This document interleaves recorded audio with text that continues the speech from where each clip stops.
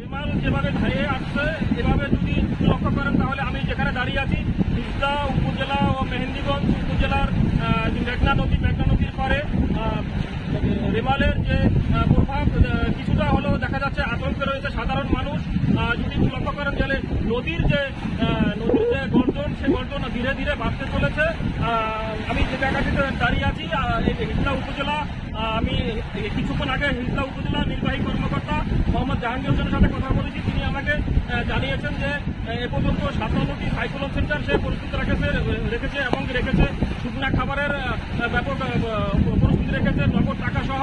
আমি মেহেন্দিগঞ্জ উপজেলা নির্বাহী কর্মকর্তা কাজী আনিসুল হকের সাথে কথা বলেছি। তিনি আমাকে এমনটাই জানিয়েছেন যে তিনি 136টি সাইক্লোন সেন্টার সহ শুকনো খাবার সবকিছু প্রস্তুত রেখেছে। আপনি যদি লক্ষ্য করেন তাহলে দেখা যাচ্ছে যে আমার বাম সাইডে রয়েছে সাধারণ জেলেরা, তারা নিরাপদ স্থানে চলে গেছে এবং চর অঞ্চল থেকে সাধারণ লোকজনকে নিরাপদ স্থানে সাইক্লোন সেন্টারে আসার জন্য নির্বাহী কর্মকর্তা সহ কোস্টগার্ড, নৌ পুলিশ তারা সবসময় কাজ করে যাচ্ছে। আমি এমনটাই জানিয়েছি। আমি তারা ঘূর্ণিঝড়ের যে প্রভাব এই প্রভাবটা কিছু ধীরে ধীরে বাড়তেই চলেছে। আমি কথা বলছি ঘূর্ণিঝড় রেমাল নিয়ে হিজলা মেহেন্দিগঞ্জ উপজেলা থেকে মিলন সরকার।